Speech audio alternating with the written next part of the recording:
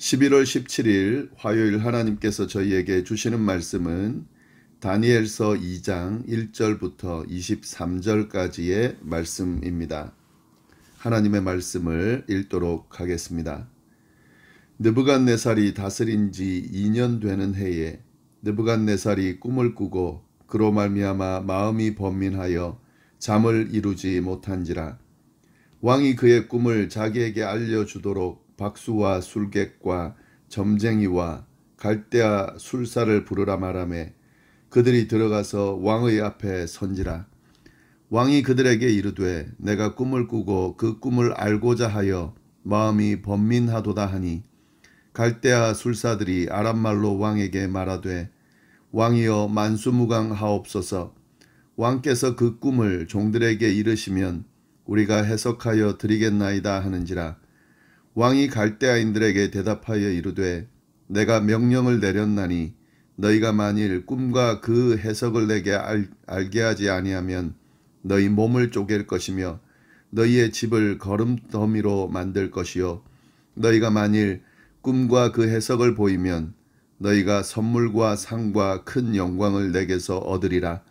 그런즉 꿈과 그 해석을 내게 보이라 하니 그들이 다시 대답하여 이르되 원하건대 왕은 꿈을 종들에게 이르소서.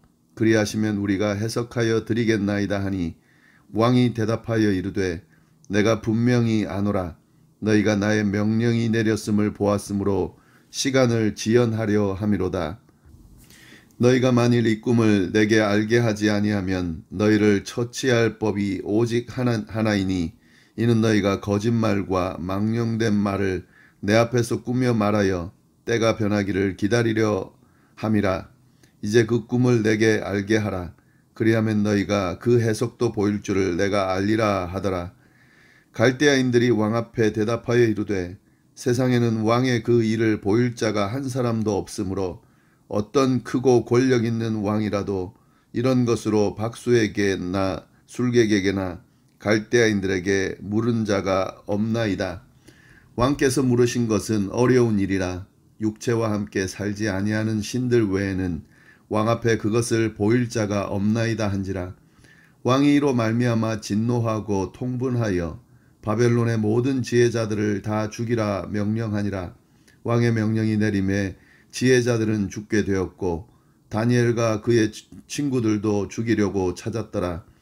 그때의 왕의 근위대장 아리옥이 바벨론 지혜자들을 죽이러 나가매 다니엘이 명철하고 슬기로운 말로 왕의 근위대장 아리옥에게 물어 이르되 왕의 명령이 어찌 그리 급하냐 하니 아리옥이 그 일을 다니엘에게 알림해 다니엘이 들어가서 왕께 구하기를 시간을 주시면 왕에게 그 해석을 알려드리리이다 하니라. 이에 다니엘이 자기 집으로 돌아가서 그 친구 하나냐와 미사엘과 아사랴에게 그 일을 알리고 하늘에 계신 하나님이 이 은밀한 일에 대하여 불쌍히 여기사 다니엘과 그 친구들이 바벨론의 다른 지혜자들과 함께 죽임을 당하지 않게 하시기를 그들로 하여금 구하게 하니라. 이에 이 은밀한 것이 밤의 환상으로 다니엘에게 나타나 보임에 다니엘이 하늘에 계신 하나님을 찬송하니라. 다니엘이 말하여 이르되 영원부터 영원까지 하나님의 이름을 찬송할 것은 지혜와 능력이 그에게 있음이로다. 그는 때와 계절을 바꾸시며 왕들을 패하시고 왕들을 세우시며 지혜자에게 지혜를 주시고 총명한 자에게 지식을 주시는도다. 그는 깊고 은밀한 일을 나타내시고 어두운 데에 있는 것을 아시며 또 빛이 그와 함께 있도다. 나의 조상들의 하나님이여 주께서 이제 내게 지혜와 능력을 주시고 우리가 주께 구한 것을 내게 알게 하셨사오니 내가 주께 감사하고 주를 찬양하나이다. 곧 주께서 왕의 그 일을 내게 보이셨나이다 하니라. 아멘. 오늘 저희가 함께 나눌 말씀은 다니엘서 2장입니다. 이 2장 본문을요, 어제 월요일부터 이번 주 목요일까지 4일에 걸쳐서 우리가 함께 묵상하게 될 텐데요. 어제 본문이지만 초반 내용을 알아야 그 다음 내용들이 연결이 되기 때문에 오늘 본문이 아니지만 저희가 어제 본문인 2장 1절부터 쭉 다 읽었습니다. 참고해서 이해할 수 있기를 바랍니다. 오늘 본문의 시작이 사실은 14절부터입니다. 2장 14절부터 23절까지가 오늘 본문인데요. 14절에 보시면은 이렇게 되어 있습니다. 그때에 왕의 근위대장 아리옥이 바벨론 지혜자들을 죽이러 나가매. 그때에 이렇게 되어 있는데요. 그때가 언제냐면 왕의 근위대장 아리옥이 바벨론 지혜자들을 죽이러 나갈 그때에 이 무슨 일이 있었는지 좀 이걸 알 필요가 있는데요. 왕의 근위대장 아리옥이 바벨론의 지혜자들을 모두 죽이러 나갔다. 그 이유가 1절부터 13절까지 기록되어 있습니다. 그래서 1절부터 13절 내용을 간단하게 저희가 정리해 볼 필요가 있겠습니다. 그 내용을 보시면은요. 느부갓네살 왕이 바벨론 왕이죠. 즉위한 지 2년에 다스린 지 2년이 되는 해에 느부갓네살이 꿈을 꾸었다. 1절 말씀. 느부갓네살이 다스린 지 2년이 되는 해에 느부갓네살이 꿈을 꾸었는데 그로 말미암아 마음이 번민하여 잠을 이루지 못했다.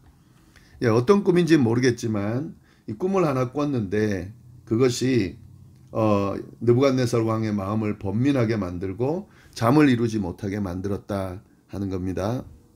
그래서 그 꿈을 알기 위해서요. 바벨론에 있는 지혜자들, 여기 보시면 지혜자들이 다 나오는데 2절 보시면은요. 왕이 그의 꿈을 자기에게 알려주도록 박수, 술객, 점쟁이, 갈대아 술사, 바벨론에 있는 지혜로 이 꿈을 해석해 줄 만한 그런 자들은 다 불러서 왕 앞에 세웠다 하는 거죠. 그리고 그 지혜자들에게 꿈을 알려달라고 해석해달라고 지금 명령을 하는 겁니다. 5절에 보시면은 왕이 갈대아인들에게 대답하여 이르되 내가 명령을 내렸나니 너희가 만일 꿈과 그 해석을 내게 알게 하지 아니하면 너희 몸을 쪼갤 것이요 너희 집을 거름더미로 만들 것이요 너희가 만일 꿈과 그 해석을 보이면 너희가 선물과 상과 큰 영광을 내게서 얻으리라. 그런즉 꿈과 그 해석을 내게 보이라. 이렇게 명령을 했습니다. 좀 극단적인데요. 만약에 꿈과 그 해석을 알려주지 못하면 몸을 쪼갤 거다. 그리고 집을 거름더미로 만들 거다. 그러나 만약에 알려주면 큰 선물과 상을 내릴 거다. 이렇게 이야기를 합니다. 아마 이렇게 이야기한 것은 이런 식으로 좀 겁을 주면서 이야기를 해서라도 꼭 알고 싶어하는 이 왕의 좀 심리가 마음이 좀 드러나 있습니다. 그런데 지금 이 내용을 좀 보시면은 좀 안타까운 상황인데요.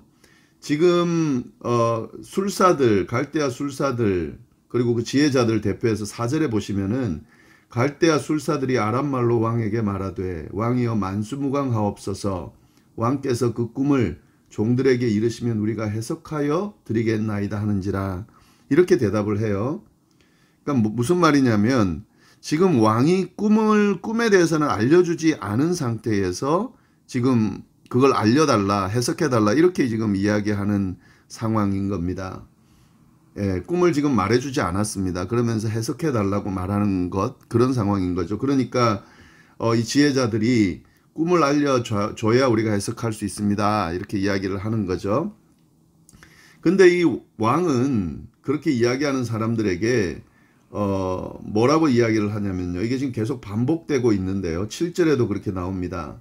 7절에도 그들이 다시 대답하여 이르되 원하건대 왕은 꿈을 종들에게 이루소서 그리하시면 우리가 해석하여 드리겠나이다 하니 8절 왕이 대답하여 이르되 내가 분명히 아노라 너희가 나의 명령이 내렸음을 보았으므로 시간을 지연하려 함이로다. 너희가 만일 이 꿈을 내게 알게 하지 아니하면 너희를 처치할 법이 오직 하나이니 이는 너희가 거짓말과 망령된 말을 내 앞에서 꾸며 말하여 때가 변하기를 기다리려 함이라. 이제 그 꿈을 내게 알게 하라. 그리하면 너희가 그 해석도 보일 줄 내가 알리라. 지금 이 느부갓네살 왕과 이 지혜자들 사이에 오고 가는 대화가 여러 번 반복이 되면서 되어지는 대화를 보면은요, 참 안타까운데, 왕은 그 꿈과 해석을 알게 하라고 말하고, 이 지혜자들은 꿈에 대해서 알려줘야 해석할 수 있다 말하고, 또 그 더 강하게 협박하면서 만약에 제대로 알려주지 않으면 너희 몸을 쪼개고 너희 집을 거름더미로 만들 거다라고 이야기를 했는데, 이 지혜자들이 또다시 꿈을 보여야 해석할 수 있습니다, 이렇게 이야기를 하는 거죠. 그랬더니 이 느부갓네살이 너희가 지금 시간 끌려고 그러는 거다. 결국에는 거짓말과 망령된 말을 꾸며서 이 상황이 바뀌기를 지금 기다리고 있는 거다, 이렇게 해석을 하고 있다 하는 거죠. 예, 그런데 또 지혜자들이 대답을 합니다. 10절 보면 갈대아인들이 왕 앞에 대답하여 이르되 세상에는 왕의 그 일을 보일 자가 한 사람도 없으므로 어떤 크고 권력 있는 왕이라도 이런 것으로 박수에게나 술객에게나 갈대아인들에게 물은 자가 없나이다. 그러니까 꿈을 알려주지도 않고 해석해내라고 그렇게 말하는 경우는 없다. 그러면서 지금 이 세상에는 누구도 그 일을 보일 자가 없습니다, 이렇게 대답을 하는 거죠. 그래서 그 느부갓네살이 이 지혜자들을 다 죽여라, 지금 이렇게 명령을 한 겁니다. 그래서 그 명령을 이행하기 위해서 왕의 근위대장 아리옥이 지금 지혜자들을 죽이러 가고 있다 하는 거죠. 지금 이 느부갓네살이 억지를 쓰는 거다, 이렇게 지금 보여지는데요, 언뜻 보기에는. 그런데 지금 사실 느부갓네살 입장에서도 좀 답답한 상황입니다. 뭐냐면은요, 요걸 좀 잘 알 필요가 있습니다. 지금 2장에 나오는 이 느부갓네살이 꿈을 꾸고 또 그 꿈을 지혜자들에게 좀 알게 하기 위한 지금 요청을 하는 그 상황을 보면은 지금 해석하는 게 중요한 게 아니에요. 해석하는 것도 중요하지만 지금 이 느부갓네살이 꿈이 기억이 나지 않는 겁니다. 꿈을 분명히 꿨는데 이 꿈이 정확하게 기억이 나지 않는 상황인 거죠. 그래서 지금 계속해서 이 왕이, 느부갓네살 왕이 요청하는 건 뭐냐면 꿈을 알고자 한다. 예, 이렇게 지금 이야기를 하고 있는 거죠. 2절에도 나오고 왕이 그 꿈을 자기에게 알려주도록 지혜자들을 불렀다. 3절에 보면은 왕이 그들에게 내가 꿈을 꾸고 그 꿈을 알고자 하여서 마음이 번민하다. 예, 그렇게 되어 있고요. 6절에도 보시면은요, 꿈과 해석을 보이면, 예, 이렇게 지금 사실은 확실하게 지금 이야기하고 있는 겁니다. 꿈을 알려달라고, 꿈과 해석을 알려달라고 그렇게 이야기를 하는 거죠. 8절에도 보시면은, 예, 9절입니다. 9절 말씀 보시면은 저 뒤에 그리하면 그 꿈을 내게 이제 그 꿈을 내게 알게 하라. 그리하면 너희가 그 해석도 보일 줄을 내가 알리라. 그러니까 꿈을 알면 해석도 할 수 있다 하는 거죠. 그걸 지금 기대하는데 지혜자들은 이걸 꿈을 알려줄 수가 없는 거죠. 꿈을 듣고 해석은 할 수 있지만 꿈에 대해서는 알려줄 수가 없는 상황이기 때문에 지금 이런 대화가 오고 가는 겁니다. 그러니까 결론은 뭐냐면 이 바벨론 지혜자들은 이 꿈을 알 수가 없다 하는 거죠. 그러면서 자기네 스스로 인정을 하는 겁니다. 세상 어디에도 왕의 그 은밀한 것을 알려줄 사람이 없습니다. 아무나 해석할 것이 없습니다. 이렇게 지금 이야기하고 있는 그런 상황입니다. 네, 이런 상황으로 인해서 지금 바벨론에 있는 모든 지혜자들이 다 죽을 수밖에 없는 상황이 됐는데요. 근데 이제 여기서 문제가 되는 것은 이 지혜자들 속에 다니엘과 세 친구도 포함되어 있다 하는 거죠. 12절 말씀 보시면 왕이 이로 말미암아 진노하고 통분하여 바벨론의 모든 지혜자들을 다 죽이라 명령하니라. 왕의 명령이 내림에 지혜자들은 죽게 되었고 다니엘과 그의 친구들도 죽이려고 찾았다 하는 겁니다. 여튼 이런 상황에서 이제 그 지혜자들을 죽이러 근위대장 아리옥이 지금 나가고 있는 상황에서 다니엘이 그 아리옥을 만나게 되죠. 그래서 어떤 일이 일어나는지 그 내용이 14절부터 쭉 나옵니다. 다니엘이 왕의 근위대장 아리옥에게 물었다. 15절 보시면은요, 왕의 명령이 어찌 그리 급하냐 하니 아리옥이 그 일을 다니엘에게 알렸다 하는 거죠. 지금 왕의 근위대장 아리옥은 지혜자들을 죽이러 가는 급한 상황이고요. 또 여기엔 다니엘과 세 친구들도 포함되어 있는데 아무것도 모르는 다니엘이 이 아리옥에게 물어봅니다. 어쩐 일이 이렇게 지금 일어나고 있고 왕의 명령이 도대체 뭡니까? 라고 물어봤을 때 이 아리옥이 그에 대해서 다니엘에게 자세하게 알려줍니다. 근데 사실은 지금 다니엘이 이런 물어봤을 때 바로 알려줄 수 있는 그런 상황은 아니었거든요. 다니엘이 좀 이렇게 아직 드러나 있는 사람은 아닌 거고, 그리고 지금 다니엘도 죽을 대상이기 때문에 이렇게 자세하게 알려주진 않을 텐데, 그래서 이 표현이 있는 겁니다. 14절에 명철하고 슬기로운 말로 물었다. 그러니까 아리옥하고의 관계가 잘 되어 있었던 것 같고, 물을 때에 아주 명철하고 슬기롭게 그렇게 잘 물어본 거죠. 그래서 대답을 하는 거다라는 것도 좀 보시면 좋을 것 같고요.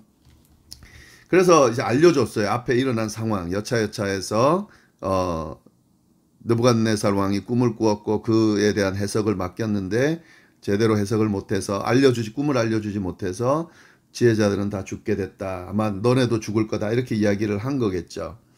그래서 이 다니엘이 죽을 수 없잖아요. 그래서 16절 보시면은 다니엘이 들어가서 왕께 구하기를 시간을 주시면 왕에게 그 해석을 알려드리리다.